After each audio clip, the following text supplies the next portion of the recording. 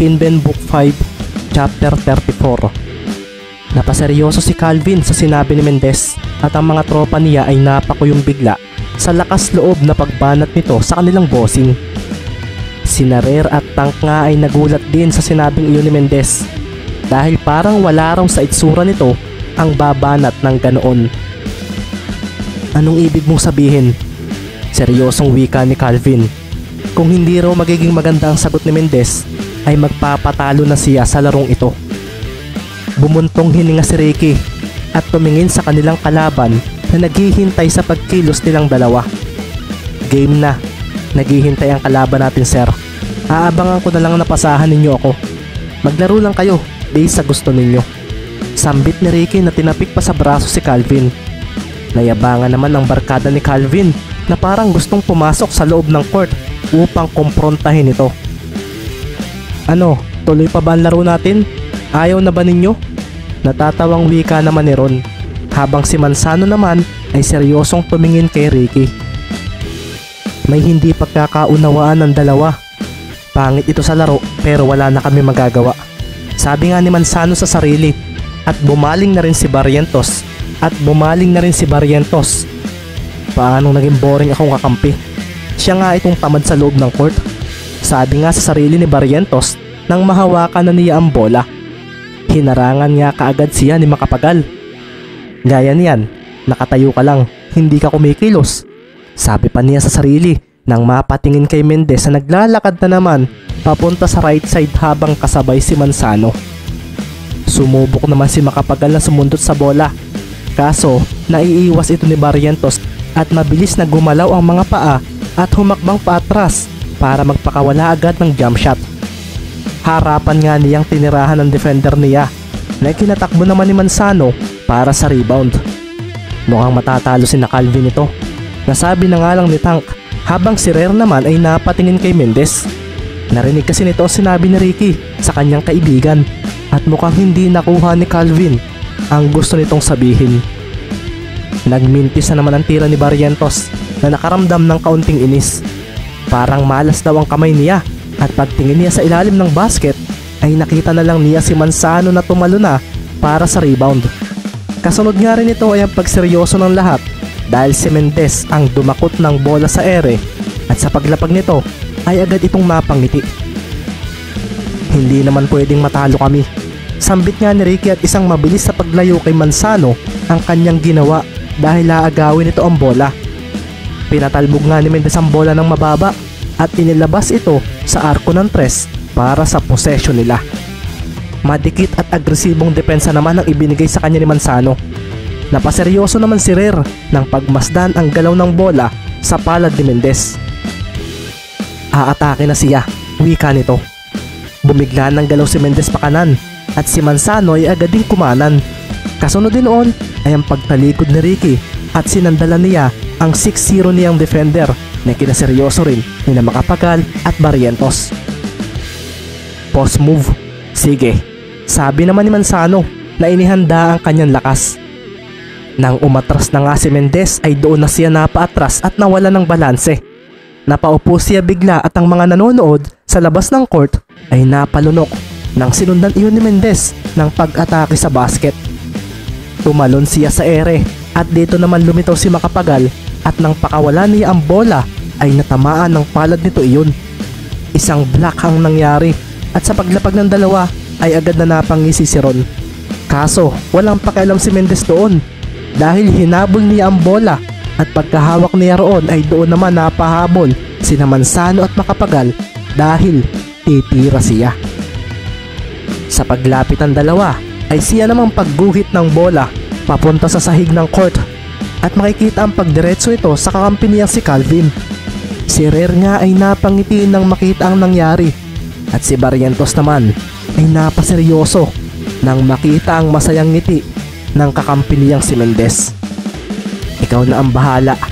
Ito ang mensaheng tila narinig niya sa isip Hinigpitan nga niya ang hawak sa bola at tumalon. Inilagay niya ang bola sa basket at dito na nga siya napailing. 6-10 ang naging score matapos iyon. At sa pagbalik ng bola sa palad ni Manzano ay napaseryoso siya nang makaramdam siya ng panganib habang nasa harapan niya si Mendez. Nakangiti lang ito pero ang seryoso ng mga mata nito na parang naghihintay ng tamang pagkakataon. Dito naman nga dumating si Macapagal para sa screen at mabilis na nagkaroon ng switching. Isang mabilis na pasa rin ang ginawa ni Manzano at dito na nga napaseryoso si Calvin. Delikado raw si Mendez. Pagkasambot naman ni Macapagal ay agad niyang pinostehan si Mendez. Nakangisi pa nga ito at bumigla na ito ng pagkaliwa dahil alam niyang mas malakas siya sa kanyang defender. Napangiti naman si Ricky at bumigla siya ng atras para hindi matamaan. Kasabay nga ng pagharap ni Macapagal ay ang paglampas niya rito dahil mas mabilis siyang kumilos at isang steal nga ang kanyang nagawa na kinaseryoso ng kalaban. Inilabas agad ni Mendez ang bola at pagkaharap nito sa basket ay agad siyang tumalon para magpakawala ng outside shot na agad namang sinabayan ni Macapagal. Napangiti si Mendez habang si Macapagal naman ay napaseryoso dahil fake lang pala iyon. Isang mabilis na pagkaliwa ang ginawa ni Mendez at doon na siya tuluyang tumalon. Makikita nga ang maganda niyang shooting form at parang pinitik lang ng isa niyang kamay ang bola papunta sa basket. Walang kasabit-sabit sa ring ang bola nang pumasok iyon. Napakuyong pa nga si Mendez dahil doon at si Macapagal naman ay binigyan niya ng peace sign bilang simpleng pang-aasar. 8-10 ang naging score matapos iyon at parang sandaling nagbabago ang ihip ng hangin matapos iyon. Pagkasambot nga ni Manzano sa bola ay agad niyang inatake ang depensa ni Mendez. Kasunod din noon ay ang bigla niyang pag-step back para sana magpakawala rin ng jump shot, kaso nakadikit agad sa kanya ang defender niya. Ang bilis, sabi na lang ni Manzano sa sarili. Kamuntikan pang mawala ang bola sa kanya at dito na nga niya agad na ipinasa ang bola sa kanyang kakampi na tumakbo na sa basket. Nasambot ni Macapagal ang bola pero hindi hinayaan ni Calvin na maka-score ito. Isang block mula kay Calvin ang umalingaw-ngaw at ang bola ay tumama lang sa board at bumalik paloob. Napaseryoso naman si Manzano nang mawala si Mendez sa kanyang tabi.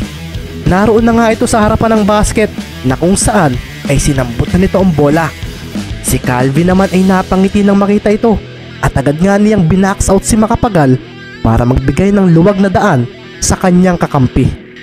Isang layup ang ginawa ni Mendez at dito na nga napakuyom ang barkada ni Calvin dahil isa na lang ang lamang ng kalaban sa team ng kanilang bossing. 9-10 ang score at napangiti na lang si Barrientos nang makipag-appearance siya kay Mendez nang hindi inaasahan. Bihirang gawin ni Calvin iyang appearance niyang sa laro Nagbago na ba si Yarer? Sambit ni Tank at napangiti na nga lang si Rer nang marinig iyon. Bihira rin niya iyang gawin sa team namin kahit sa akin na kaibigan niya. Wika nga ni Rer na napailing na lang nang makita kung paano maglaro ang isang Mendez. Parang may kakaiba raw itong datingan na ibang iba sa mga nakalaban niya. May karisma itong kakaiba na kayang magpasaya at magbigay ng tuwa sa mga kasamahan nito. Naalala nga niya ang naging laban nito kagabi. Nakita niya na nag-e-enjoy ito sa paglalaro at isa rin iyong factor kung bakit masaya ring naglalaro ang kanyang mga kakampi. Ayos ba sir? Tanong pa nga ni Ricky kay Calvin na hindi malaman kung paano magre-react. Ganito ako maglaro sir, masaya, nag-e-enjoy. Basketball kasi. Kapag nasa loob ako ng court, pakiramdam ko malaya akong gawin ang gusto ko. Ganoon ka rin ba? Dagdag pa nga ng binata at si Calvin ay medyo naguguluhan. Ano ba raw ang pinagsasasabi nito? Bumalik nga ang bola kina Manzano at sa pagkakataong ito ay mas bumilis ang kanilang galawan. Naging malikot si Macapagal at si Manzano naman ay naging maingat laban sa kanyang defender. Mabilis ang mga naging kilos nila at sabay nilang iniwanan ng kanilang mga defender ng isang spin move ang kanilang ginawa. Atake na, bulalas ni Manzano at ibinato niya ang bola sa court at dumiretso ito sa basket. Kasabay nga rin noon ay ang pagtalo ni Macapagal para sa isang dunk. Pagkahawak niya sa bola ay doon naman lumitaw si Calvin at sinubukan niyang pigilan ang gagawin nito. Doon na nga nayanig ang board at makikitang dinakdakan nga ni Macapagal si Barrientos na kinaseryoso ng mga manonood. Naposterize si Boss Calvin, sambit ng isang barkada ni Barrientos. Paglapag ng dalawa ay agad na inangasan ni Macapagal si Calvin. Kaso tila wala lang ito kay Barrientos na nilampasan lang ito. 9-11 ang score matapos iyon at ngayon nga ay nakay Mendez na uli ang bola na biglang inagawan ni Manzano. Umalingaw-ngaw na nga lang ang mabilis sa pagtalbog ng bola sa court at makikita nga ang mabilis na crossover ni Mendez. Si Manzano naman ay napadiretso sa sahig na kinakuyom ng mga manonood. Napangiti naman si Barrientos nang makita iyon. Tumakbo nga siya sa basket at si Macapagal naman ay si Mendez ang hinabol dahil libreng-libre ito. Si Manzano naman ay agad na tumayo at humabol kay Barrientos na parang may masama raw na binabalak. Biglang huminto si Mendez na ikinaseryoso ni Macapagal na mabilis siyang nilapitan. Sugod Mendez, sambit ni Ron at dito na nga ngumiti ang kanyang katapat. Yumuko ito at doon na nga nito ginawa ang duck-in move. Tumuon din sa hita ni Macapagal ang kanyang isang braso at doon na nga dumiretso si Mendez sa basket. Naalarma si Manzano pero wala siyang choice kundi ang harangan ang paparating na kalaban. Iniwan nga niya si Barrientos at doon na nga ibinato ni Mendez ang bola gamit ang kanan niyang kamay. Isang kalmadong bitaw iyon at diretso ito sa palad ni Calvin na mabilis na inilagay ang bola sa basket. Isang one-handed dunk iyon at nagwala na ang kanyang barkada nang masaksihan iyon. Nang mga oras nga ring iyon ay makikita rin ang pagtigil ng ilang nagja-jogging sa court upang manood. Nakita rin kasi nila si Calvin kung kaya nagka-interes sila sa labang ito. Ang ganda ng pasa ng isang ito. Mas maganda pa sa pasa ni Rer sa akin. Sambit na nga lang ni Calvin sa sarili at sa paglapag niya ay nakita na lang niya si Mendez na nag-thumbs up sa kanya. Napangiti na nga lang siya ng pilit at nang mapatingin siya kay Rer ay agad siyang sumeryoso. 10-11 ang score. Lamang pa ng isa ang Marinduque players at sa paghawak ni Manzano sa bola ay napaseryoso siya nang magsalita si Mendez. Huli, wika ni Ricky at kasabay noon ay ang pagseryoso ng mga kalaban dahil isang steal ang nagawa nito. Nilampasan nito si Manzano at nang makita iyon ni Calvin ay napangiti na lang siya. Isang biglaang cut nga papunta sa basket ang kanyang ginawa. Alam niyang ipapasa ni Mendez sa kanya ang bola at sa pagdating niya sa may harapan ng basket ay siya namang pagbagsak noon. Si Manzano nga ay napaseryoso dahil nasa ere si Ricky nang ipasa iyon gamit ang kanang kamay nito. Pinadaan nito iyon sa likuran at ito rin ang nagpaseryoso sa mga manonood. Ang ganda ng backpass na iyon na isang highlight play kung nakuha na ng video. Diretso rin agad iyon kay Calvin na mabilis na inilagay ang bola sa basket. Tabla na nga sa 11 ang score at makikita nga ang tuwa sa mata ni Ricky dahil nakuha agad ni Calvin ang kanyang gagawin. Dito na nga rin napangiti si Calvin at napatingin sa kanyang kakampi. Ano itong ginawa mo, Mendez? Bakit tuwang-tuwa akong kakampi ka? Naitanong na nga lang ni Barrientos sa sarili at matapos ang play na iyon ay dinumina na nila ni Ricky ang labang iyon.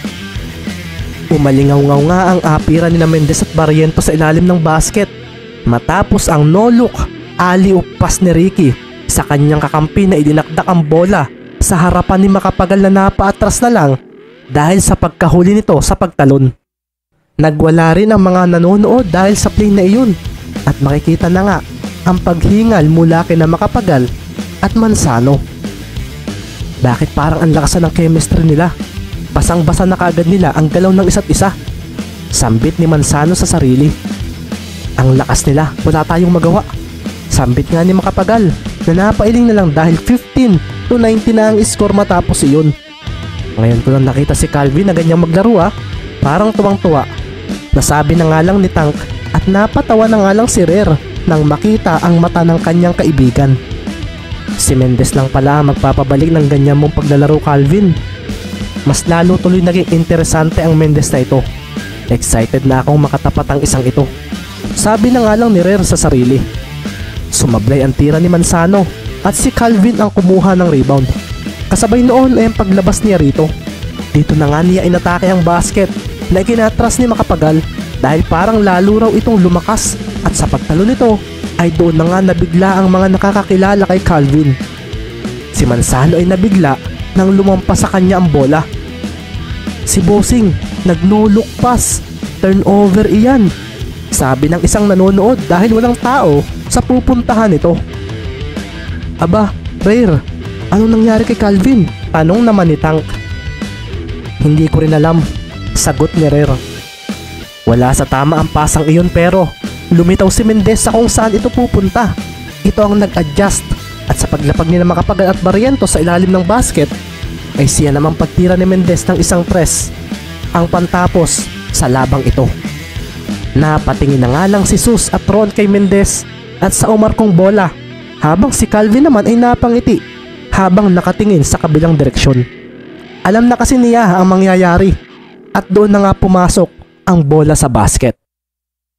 2 puntos iyon at ang tirang iyon na rin ang tumapos ng labang ito. Napakuyong pa nga si Mendez ng kamao at napatalo nang pumasok iyon. Si Calvin naman ay napabuntong hininga at natuwa nang marinig ang pag-yes ni Mendez. Nakuha agad ng isang ito ang tiwala ko sa basketball. Unang beses pa lang namin naging magkakampi pero isa pa, hindi ko ugaling magpasa ng bola. Nasabi na nga lang ni Calvin sa isip at pagkatapos noon ay humarap na siya kay Mendez. Nice pass sir. Bulalas pa nga ni Mendez na makikitang lumapit pa kay Calvin. Anong nice pass? Sablay ang pasa ko. Hinabol mo pa nga ang bola. Sagot naman ni Calvin kaso tila walang pakialam si Ricky sa sinabi niyang iyon. Nice pass iyon sir, kasi tiwala kayong tatapusin ko na ang laro. Natatawang wika ni Mendez at si Calvin naman ay napailing nang marinig iyon. Hindi iyon ganoon, dapat pala idinakda ko na lang. Sabi na nga ni Calvin at ginulo niya ang buhok ni Mendez dahil ang corny raw nito. Napatingin nga rin siya kina Manzano at Macapagal na medyo nalungkot dahil sa pagkatalo. Nice game, sambit nga ni Sus. Salamat mga sir sa magandang game, sabi naman ni Mendez nang ngiting-ngiti sa dalawa. Babawi kami sa official game, pinagbigyan lang namin kayo, sabi naman ni Macapagal. Sus, ang talo ay talo, sabi na nga lang ni Calvin at agad nga silang nagpunta sa pwesto ni Rare. Ito ay para kuhanin na rin ang panalo nila sa pustahan. Masaya ka yata Calvin, banat agad ni Rare sa paglapit ng kanyang kaibigan. Lol, hindi, sira ulo ka, sabi ni Calvin na namula pa ang mukha. Mas lalo nga siyang nahiya dahil tinatawanan siya ni Captain Tank. Tatawanan ka na Reggie kapag nakita ka niyang ganyan, sabi naman ni Tank. At kunwari ay hindi iyon narinig ni Calvin dahil niyaya agad niya sina Manzano at Macapagal sa hindi kalayuan para doon i-transfer ang kanilang panalo. Nakakatuwa, nagka-3K ako. Nasabi na nga lang ni Ricky sa sarili nang makitang receive na niya sa phone ang amount na pinasa sa kanya.